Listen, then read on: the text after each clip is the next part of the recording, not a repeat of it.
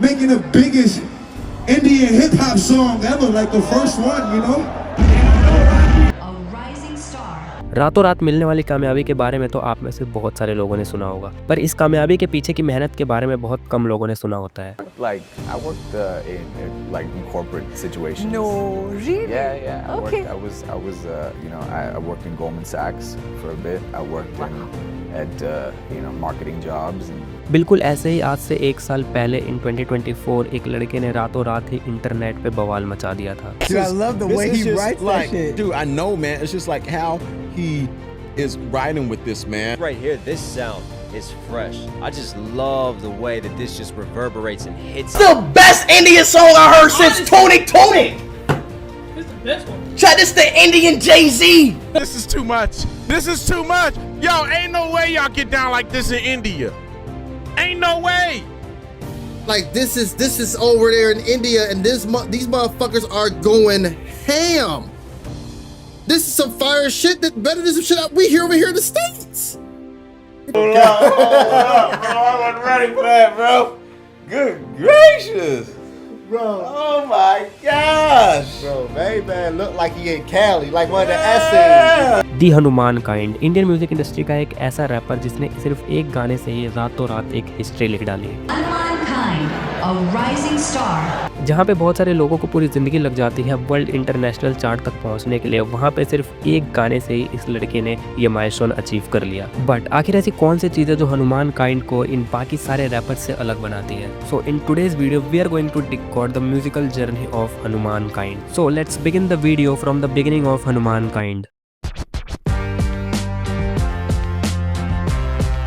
Hanuman kind का जन्म 17 अक्टूबर 1992 में केरला के एक डिस्ट्रिक्ट मलयापुरम में हुआ था और हनुमान काइंड का रियल नेम सूरज चेरकुट है और सूरज अपने चाइल्डहुड से इंडिया के बाहर पले बड़े हैं क्योंकि उनके फादर यूएस की एक ऑयल कंपनी के अंदर जॉब किया करते थे। My dad worked in oil.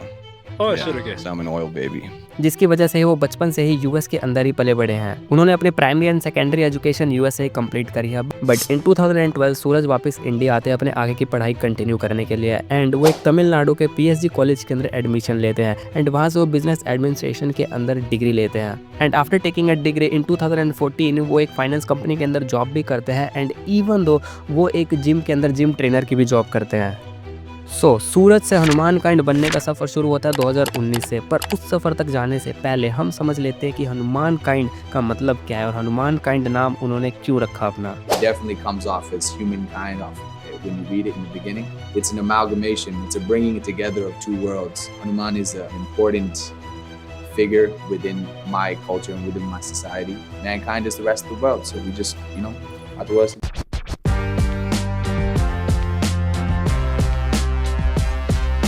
Hanuman kind ने अपने म्यूजिक करियर की शुरुआत 2019 से करी थी एंड उनके पहले एल्बम का नाम था कल्लारी। उनके पहले एल्बम के अंदर टोटल 4 सॉन्ग्स थे एंड जो उनका पहला सिंगल सॉन्ग था वो था डेली डोज जो कि कल्लारी एल्बम से ही था। एंड अपने कल्लारी एल्बम के बाद 3 साल के अंदर उन्होंने 7 सॉन्ग्स को और रिलीज करा एंड ऑब्वियसली वो सारे सॉन्ग इंग्लिश लैंग्वेज के अंदर है। बट वो सारे सॉन्ग्स ज़्यादा नहीं चले एंड उनको ज़्यादा रिकग्नाइजेशन नहीं मिली। बट बिसाइड दिस उनके कुछ songs Kannada and Malayalam movies के अंदर भी फीचर किए गए हैं एंड तब तक हनुमान काइंड एक अंडरग्राउंड रैपर ही थे एंड तब तक nobody knows him. I had to figure out what I wanted to do because the world was just so full of possibilities, man. But फिर कुछ ऐसा होता है जिसने इस पूरी दुनिया को एक बहुत ही अमेजिंग रैपर से इंट्रोड्यूस करवाया एंड लोगों को बताया कि इंडियंस ऐसा म्यूजिक भी प्रोड्यूस कर सकते हैं। It's interesting to see, but at the same time, we've definitely been putting the time and effort in before this, and it's just nice that it kind of, all comes together. Yes, sir. Yes, your thought is right. I am talking about the big dogs.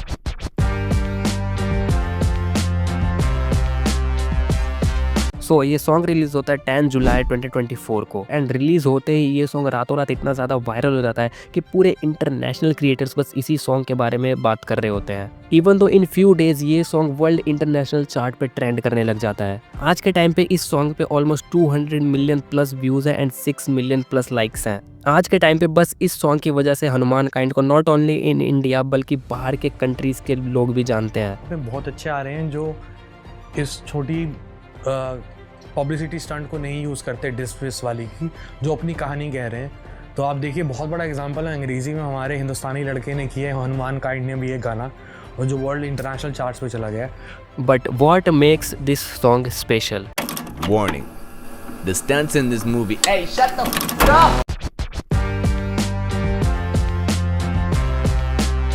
Big dogs को जो चीज़ सबसे ज़्यादा special बनाती है वो ये है कि ये song Indians as well as बाहर की कंट्रीज़ के लोगों के लिए भी सूटेबल है। एंड इस सॉन्ग को इस तरीके से बनाया गया है कि इस सॉन्ग की vibe western as well as Indian culture से भी मैच होती है, क्योंकि सॉन्ग को इंग्लिश के अंदर गाया गया है और जो सॉन्ग के अंदर म्यूजिक यूज हुआ है वो म्यूजिक इंडियन इंस्ट्रूमेंट से ही लिया गया है। एंड इन दोनों के कॉम्बिनेशन से जो बिग डॉग्स सॉन्ग है वो एक मैजिकल सॉन्ग बन जाता है। इवन तो इस सॉन्ग को इंडिया से एज वेल एज बाहर की कंट्रीज से भी बहुत ही ज़्यादा एप्रिसिएशन देखने को मिला। एंड एप्रिसिएशन इस वजह से मिला क्योंकि जो इस सॉन्ग का म्यूजिक वीडियो है वो पूरा का पूरा इंडियन कल्चर पे बेस्ड है, जिसकी वजह से इंडियंस को ये बहुत ही ज़्यादा पसंद आया एंड इंडियंस ने इसको बहुत ही ज़्यादा अप्रिशिएट किया।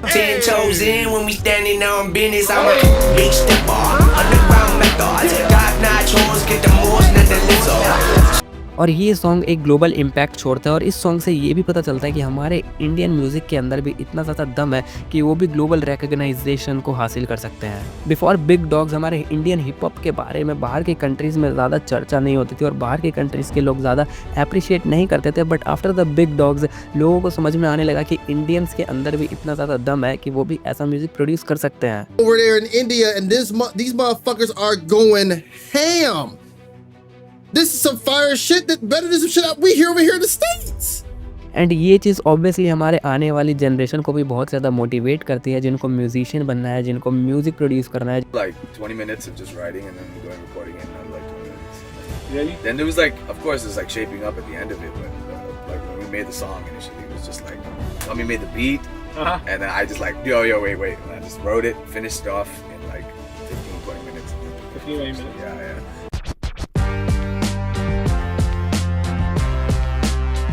तो सबसे बड़ी चीज़ जिसने हनुमान काइंड को India as well as international level तक पहुंचा दिया वो ये है कि हनुमान काइंड के सारे ही सॉन्ग्स इंग्लिश लैंग्वेज के अंदर होते हैं। इंग्लिश लैंग्वेज की वजह से उसकी वास्ट ऑफ ऑडियंस बन जाती है, क्योंकि English language is an international language.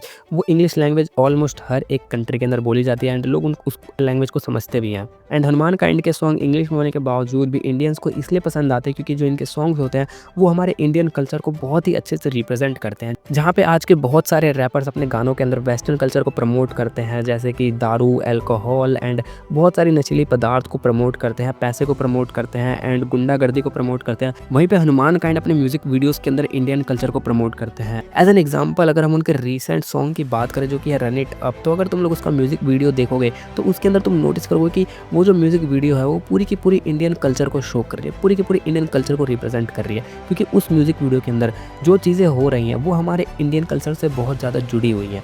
जो फाइट्स उसके अंदर दिखाए गए हैं वो हमारे इंडियन कल्चर की फाइट है। एंड तीसरी चीज़ ये है, हनुमान काइंड के म्यूजिक वीडियो के अंदर जो म्यूजिक यूज़ किया जाता है वो म्यूजिक हमारे इंडियन इंस्ट्रूमेंट से ही बनाए जाते हैं, जिसके अंदर कि हमें ढोलक, तबला, इन सब चीज़ों की आवाज़ सुनाई देती है। एंड इसकी वजह से इंडियंस इस सॉन्ग से बहुत ज़्यादा कनेक्टेड फील करते हैं, जबकि ये सॉन्ग्स इंग्लिश के अंदर होते हैं फिर भी। एंड हमारे इंडियन इंस्ट्रूमेंट्स की मदद से ये बहुत ही अच्छी बीट्स को प्रोड्यूस कर पाते हैं। ये बीट्स इतनी ज़्यादा अच्छी होती है कि इन बीट्स को सुन के बाहर की कंट्रीज़ के लोग भी नाचने पे मजबूर हो जाते हैं।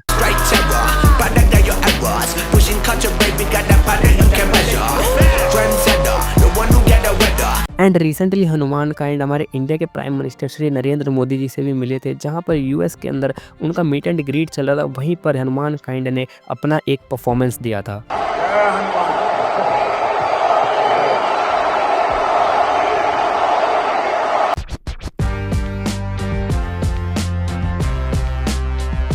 After becoming viral Hanuman kind ने एक इंटरव्यू में एक ऐसा स्टेटमेंट दिया जिसकी वजह से एक बहुत बड़ी कंट्रोवर्सी स्टार्ट हो गई।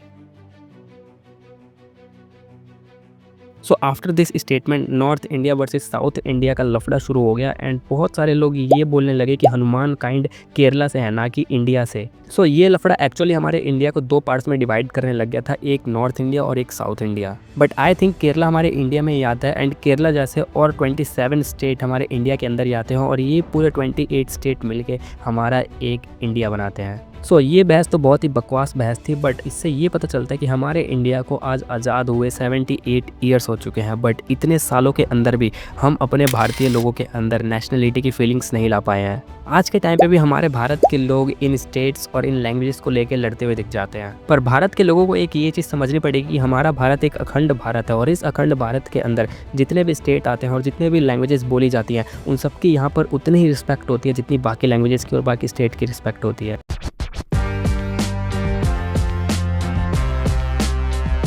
But I think Hanuman kind ने ये स्टेटमेंट इसलिए दिया होगा क्योंकि हमारे इंडियन रैपर्स की इमेज बाहर की कंट्रीज़ में उतनी अच्छी नहीं है। एज वी ऑल नो कि हमारे इंडियन रैपर्स अपने म्यूजिक वीडियोस के अंदर अल्कोहल एंड वेस्टर्न कल्चर को प्रमोट करते हुए दिख जाते हैं। So maybe Hanumankind doesn't want to compare himself with this kind of rappers who are promoting this kinds of bad things. Because अगर हम हनुमान काइंड की बात करें तो वो अपने वीडियोस के अंदर हमारे कोर इंडियन कल्चर को प्रमोट करते हुए दिखते हैं, जिसके अंदर वो किसी भी टाइप का स्लैग या फिर कोई भी अल्कोहल या वेपन्स को प्रमोट नहीं करते हैं। And I think we all should be proud of that कि हमारे ही इंडिया का एक लड़का इतनी बड़ी चीज़ अचीव करता है जिसकी वजह से उसको ग्लोबल रिकग्नाइजेशन मिलती है। ग्लोबल लेवल पे हमारे इंडियन म्यूजिक इंडस्ट्री की बात होने लग जाती है, इंडियन रैपर्स की बात होने लग जाती है।